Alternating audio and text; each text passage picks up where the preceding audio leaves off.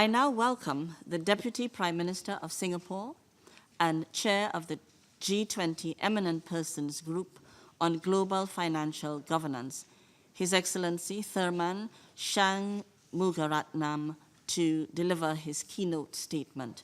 Excellency, you have the floor. Her Excellency, Inga Rhonda King, President of ECOSOC, Her Excellency Maria Fernanda Espinosa, President of the General Assembly, distinguished delegates, colleagues, and friends, thank you for giving me this opportunity. It's a real privilege to address the fourth ECOSOC and to be speaking after a very thoughtful set of opening remarks. Let me get straight to the heart of the challenge that we face. First, it is virtually certain that we will not achieve the Sustainable Development Goals without major and fundamental reforms in the way in which we organize finance for development. It is virtually certain, and any objective assessment would tell us that.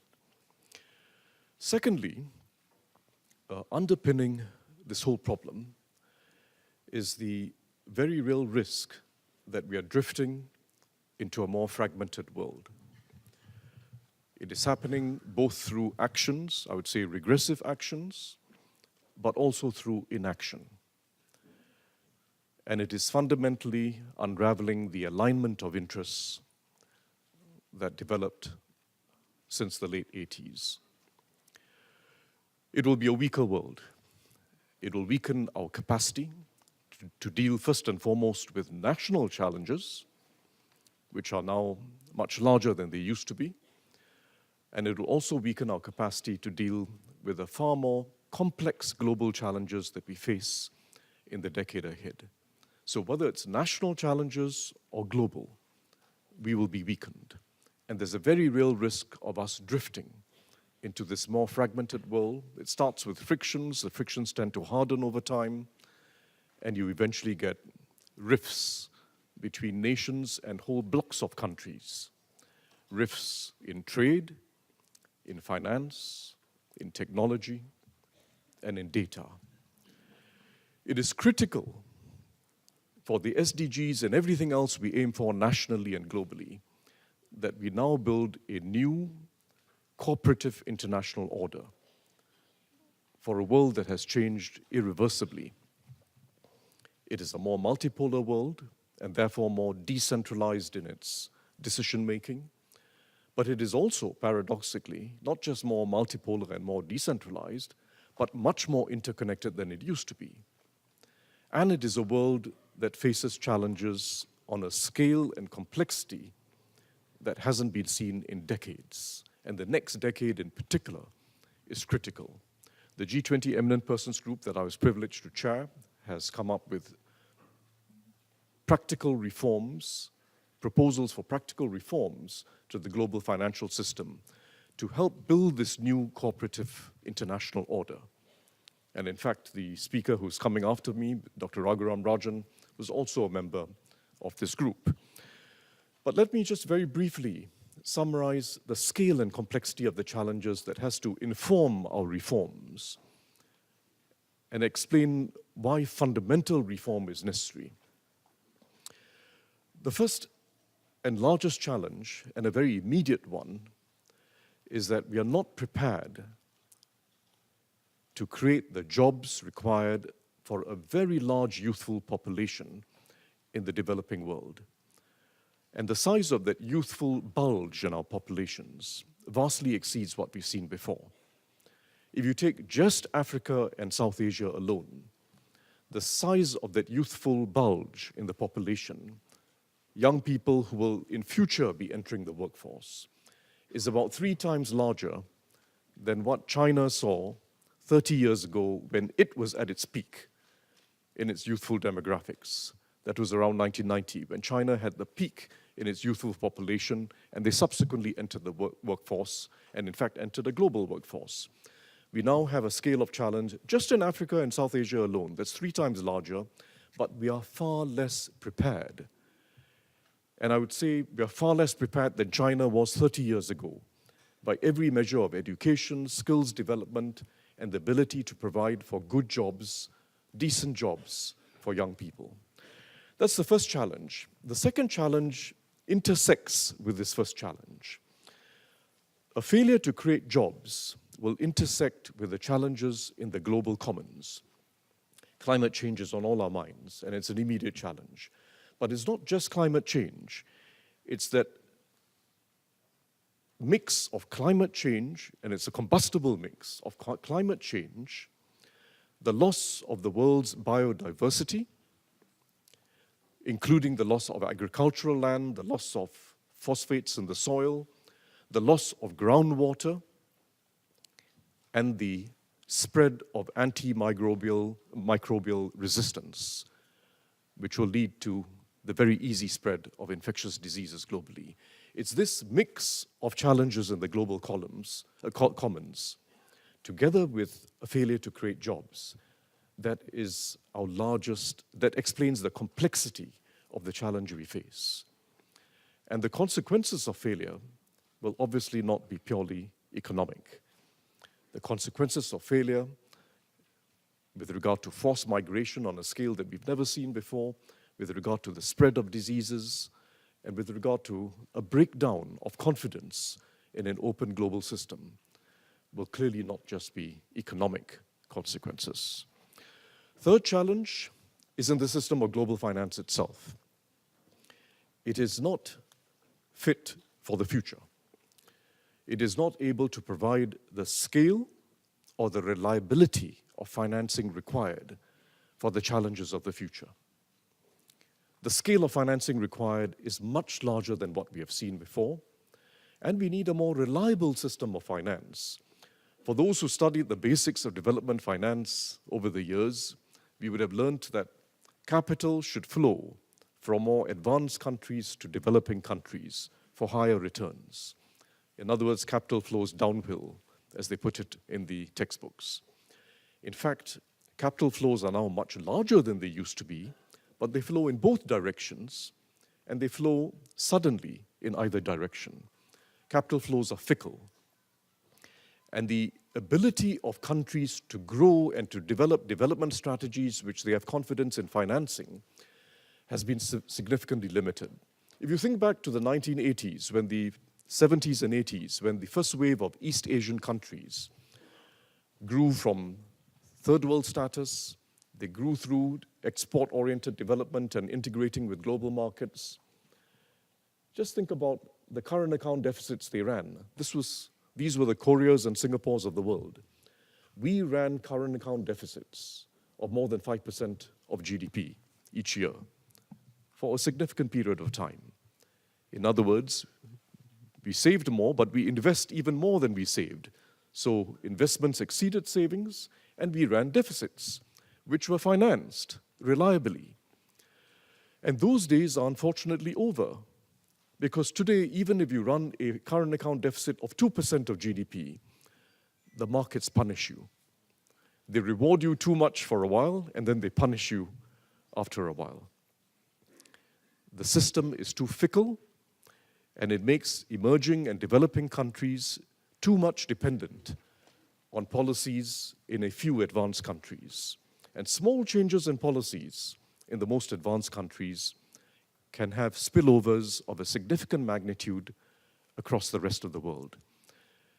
It is not a system that supports growth. And remember, the world depends on the growth of the developing and emerging countries.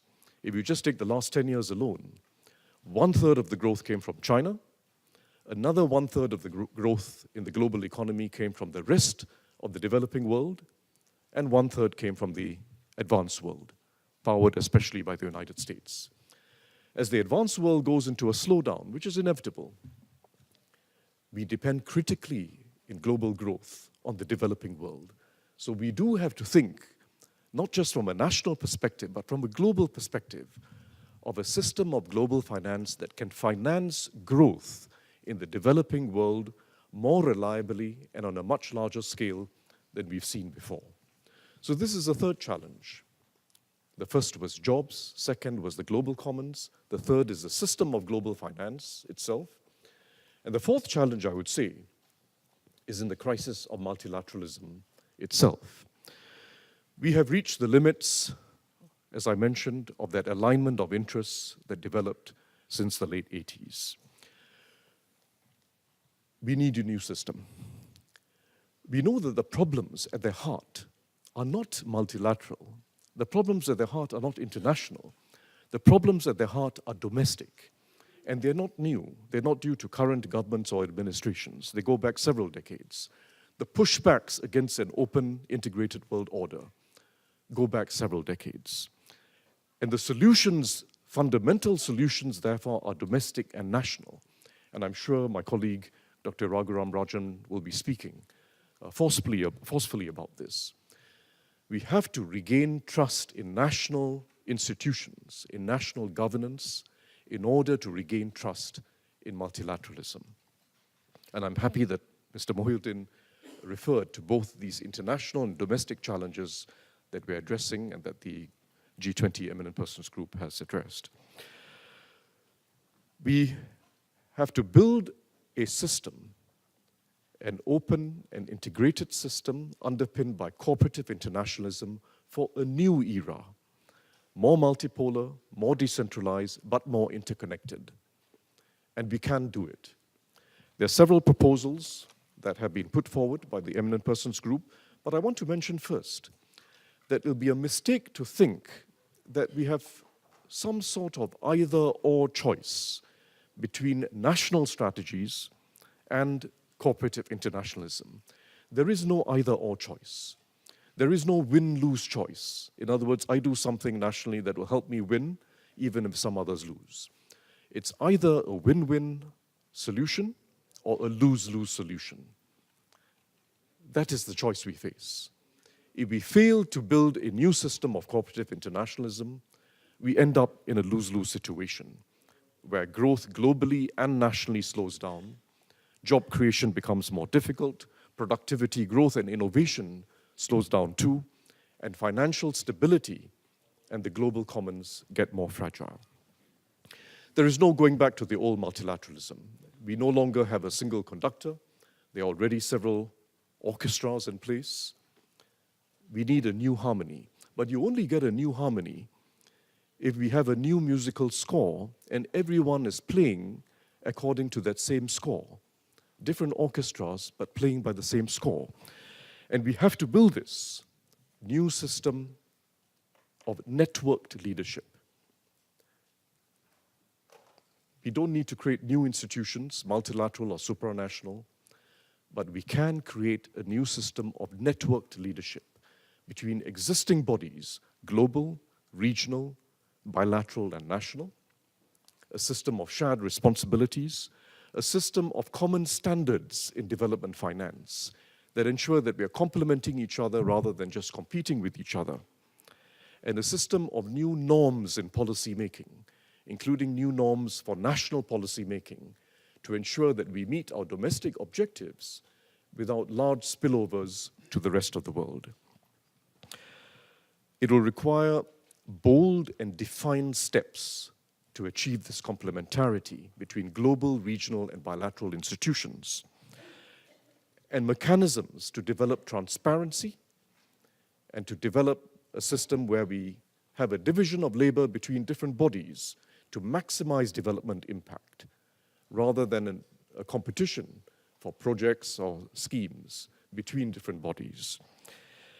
And at the end of the day, we have to remember, we are doing this because we want to achieve development impact and over a longer period of time in the face of much larger challenges that we've seen before. I will very briefly cover the thrust of our proposals without getting into details. First, we must build country and regional platforms that bring all the official agencies together, IMF, World Bank, other multilateral development banks, the regional banks, and the bilateral players who are also very energetically engaged in development finance. Bring them together to complement each other, leverage on their strengths for larger development impact. It requires agreeing on some core standards on debt sustainability, anti-corruption, sustainable finance in general. And it must include the UN system, together with the World Bank, the MDBs, and the IMF, because the UN system in many countries brings the political legitimacy and the expertise in many specific areas as part of that team. We must also use country platforms to advance technology, which now offers new possibilities in development, whether it be technologies for agricultural sustainability, some fascinating new technologies that are being developed, technologies like fintech to ensure risks on a more efficient basis, and to include large unbanked populations in the basic elements of a financial system so that they can save and invest for the future. Tremendous possibilities in technology. And I see the MDBs together with the UN agencies as key agents for propagating these new technologies. Second proposal, we've got to scale up finance. Scale up finance to a much larger volume than we've seen before, if we are to at all achieve anything close to the Sustainable Development Goals. And we have to accept that official finance isn't going to do this. The scale of the challenge vastly exceeds what official finance is able to provide.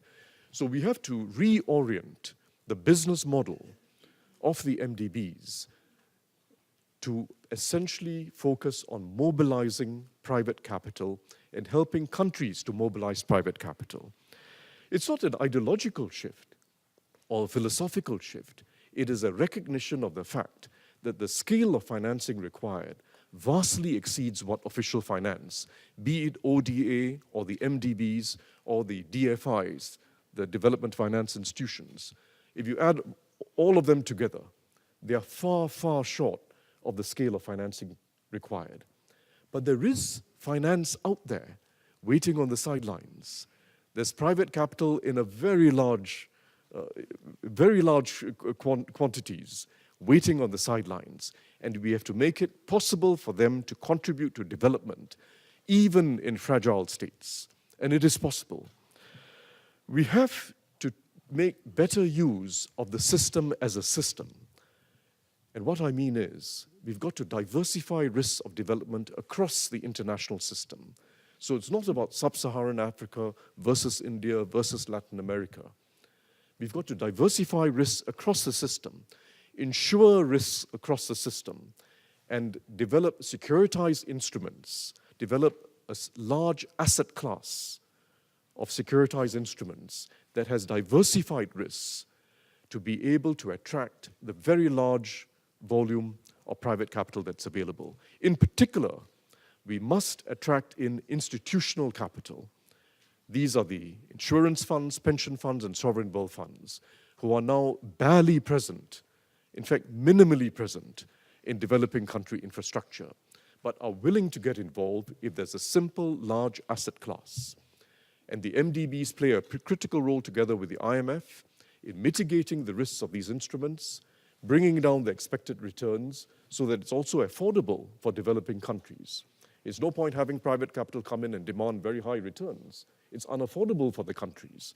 But if we de-risk the investment environment, if we use the system as a whole to diversify risks, we can lower significantly the expected returns on investment and therefore also make it affordable for developing countries.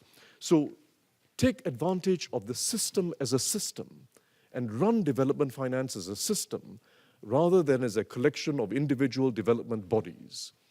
There's significant potential for it, and frankly, it's not very sophisticated finance. This is plain vanilla finance that we have to apply to development finance. Fourth, the global commons need stronger joint capacity.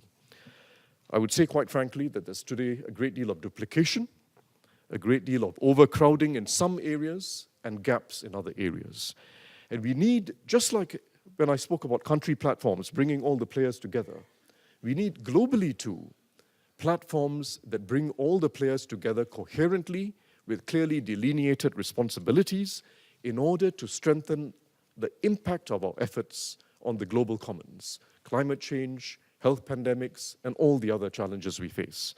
The UN plays a critical role, and in fact, one of our key proposals is that the UN Guardian agency in each area should co-chair with the World Bank a coordinated network of action for each of the global commons, be it in health, climate change, or other areas.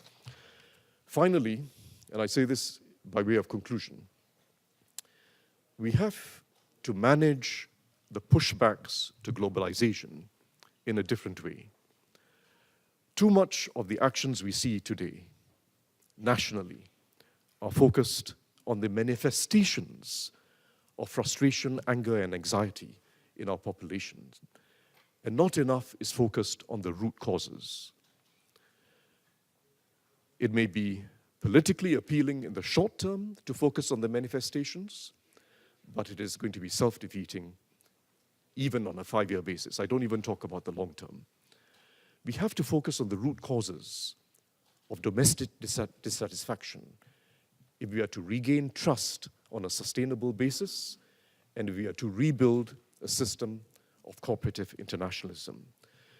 And we have to move beyond debates internationally, where whenever we think about international reforms, be it a global financial safety net with a stronger IMF at the center, or a system of global finance with less spillovers, or a system which scales up development finance, whichever the reforms, we have to move away from thinking of our policy positions based on where we sit.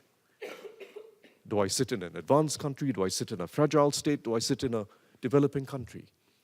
Too much of the debate today, and I say this with many years of experience in various fora, is based on where we sit. I can almost predict which position each country will take before the discussion starts, and it doesn't shift. It doesn't shift. It is self-defeating, not just for multilateralism, it is going to be self-defeating nationally. We need to have a collective resolve that recognizes that we all have a vested interest in an open, integrated international order. It's a vested interest we all have nationally, and we are all responsible for the global good. Responsible, as the Secretary General mentioned a short while ago, for ensuring that no matter where you're born, no matter how marginalized your background, the world will help carry you to a better future. Thank you very much.